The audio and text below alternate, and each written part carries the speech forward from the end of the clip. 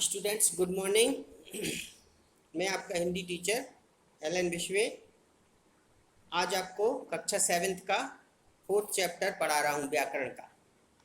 आप लोग अपनी बुक निकालें और देखें 23 पेज। कितना? 23 पेज। अब शब्द रचना, पाठ का नाम है शब्द रचना संधि। संधि शब्द का अर्थ है मेल, जोड़ या संयोग। दो शब्दों के मेल होने पर पहले शब्द का अंतिम वर्ण तथा दूसरे शब्द का पहला वर्ण जब आपस में मिलते हैं तो उसमें होने वाले विकार परिवर्तन को संधि कहते हैं। अब देखो, विद्यालय, विद्याधन आलय, यहाँ विद्या का आ और आलय का आ में संधि हुई है। गणेश, गाधन ईश बराबर गणेश, यहाँ गण का आ और ईश का ई में संधि हुई है तो हो गया गणेश। उपर्युक्त उदाहरणों में स्पष्ट हो जाता है कि ध्वनियों के मेल से होने वाला परिवर्तन संधि कहलाता है। अतः संधि के इस प्रकार परिभाषित किया जा सकता है, दो वर्णों के परस्पर मेल से उनके मूल रूप में होने वाले परिवर्तन को संधि कहते हैं। ये इसकी डेफिनेशन, ये वाली डेफिनेशन आपको याद करनी है। संधि विच्छेद, संधि संयुक्त शब्दों को अलग अलग करके लिखने की प्रक्रिया को संधि विच्छेद कहते हैं। उदाहरण विद्या, विद्यार्थी, विद्याधन आर्थी। अब न्यायालय, न्यायधन आलय, महेश धन महेश, महाधन ईश, अत्यधिक, अतिधन अधिक, अत्यधिक। संधि के भेद देखिए, संधि के 3 भेद बताए गए हैं, स्वर संधि, व्यंजन संधि और विसर्ग संधि। तो स्वर संधि का अर्थ है स्वरों का मेल। जब दो स्वरों के मेल से परिवर्तन होता है तो स्वर संधि कहलाती है। उदाहरण देव धन आलय बराबर देवालय, आ धन आ, महाधन आत्मा बराबर महात्मा, आ धन आ। तो ये आपको पढ़ना पड़ेगा, आपको बुक में पढ़ना पड़ेगा तभी समझ में आएगा।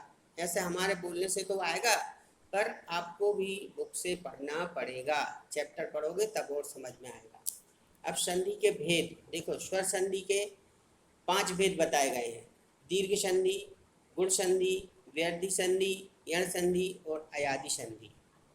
ठीक, तो देखिए दीर्घ संधि की डेफिनेशन है, जब हास्य या दीर्घ स्वर के बाद हास्य व दीर्घ स्वर आए तो दोनों के मेल से दीर्घ स्वर हो जाता है, इसे दीर्घ संधि कहते हैं। देखिए आधन बराबर बड़ा आ मिलके बड़ा आ बन गया, बराबर मत धन अनुसार बराबर मतानुसार, वेद धन अंत बराबर वेदांत। ये इसके एग्जाम्पल है।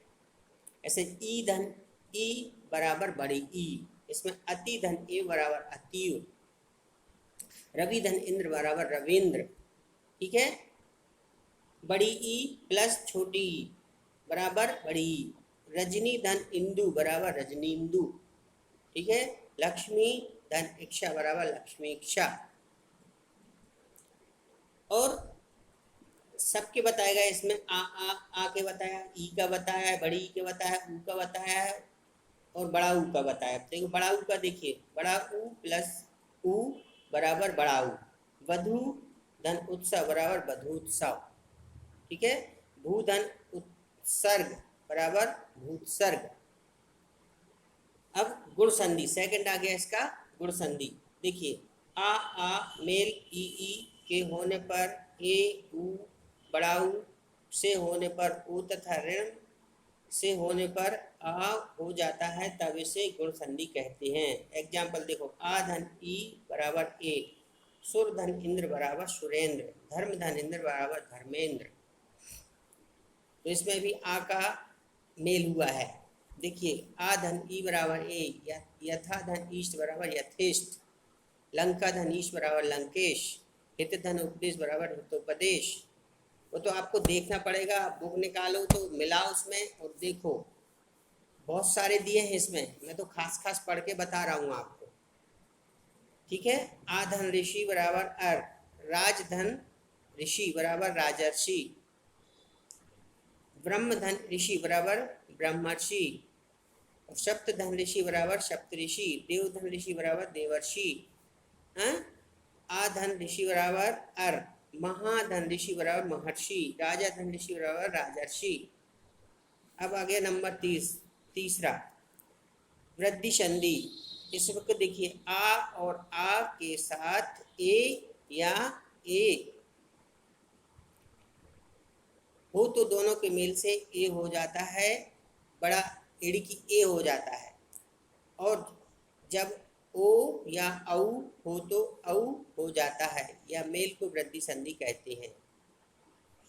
आ धन ए बराबर एड़ी की ए, एक धन एक बराबर एक एक, लोक धन ऐषण बराबर लोकेशण। तो ये इसको आप पढ़िए, ध्यान से पढ़िए। यण संधि, यदि पहले शब्द के अंत में ई बड़ी ई, ऊ बड़ा ऊ या ऋषि हो और उसके शब्द के आरंभ में कोई अन्य स्वर हो तो दोनों के मेल से क्रमशः या वा तथा रा हो जाता है, इसे यण संधि कहते हैं। जैसे अति धन अधिक बराबर अत्याधिक, अति धन आनंद बराबर अत्यानंद, सखी धन आगमन बराबर संख्यागमन, अधि धन एता बराबर अधेता। नेक्स्ट है अयादि संधि। ए या ओ औ के बाद यदि कोई स्वर आए तो ए या ए का आय, ए का आय तथा ओ का औ और औ आव हो जाता है। उदाहरण ए धन आ बराबर आय, ने धन अन बराबर नयन, शे धन अन बराबर शयन।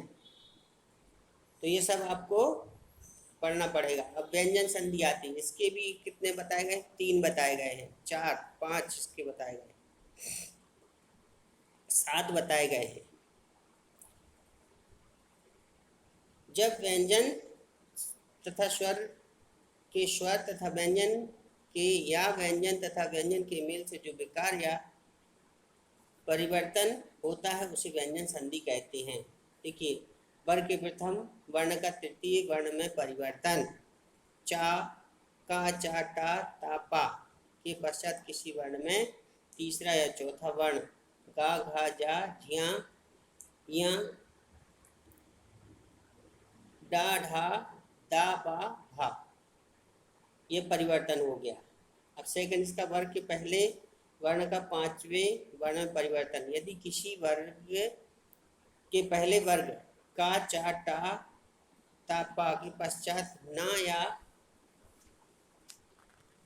मा वर्ण आता है, उसके स्थान पर उसी वर्ण का 5वां वर्ण डा या णा ना म हो जाता है। जैसे वाक धनमय बराबर वाड्मय, वाकमय, दिग धन्नाक बराबर दिग्नाक, उत धन मत बराबर उन्मत्त, जगत धन्नाथ बराबर जगन्नाथ। ता संबंधी इसको पढ़िए आप, फिर ना संबंधी आ गया, छा संबंधी, आ संबंधी, ये सब आप पढ़ लीजिए, ठीक है। अब तीसरा आ गया विसर्ग संधि। विसर्ग मीन्स होता है किसी के ऐसे 2 बिंदी रखना, विसर्ग संधि के अंतर्गत आता है। विसर्ग के बाद स्वर अथवा व्यंजन आने पर जो विकार या परिवर्तन होता है विसर्ग संधि कहते हैं। विसर्ग का ओ यदि विसर्ग के पहले आ हो या विसर्ग के बाद किसी वर्ग का तीसरा चौथा 5वां वर्ण हो या ला व शाह हो तो ओ हो जाता है। जैसे माँ मनः धनजा बराबर मनोज, पथा धनघर बराबर पथोधर। अब विसर्ग संधि में रा का प्रयोग, विसर्ग संधि में शा का प्रयोग, विसर्ग संधि में लोप का प्रयोग और विसर्ग पूर्व स्वर व दीर्घ में जाना।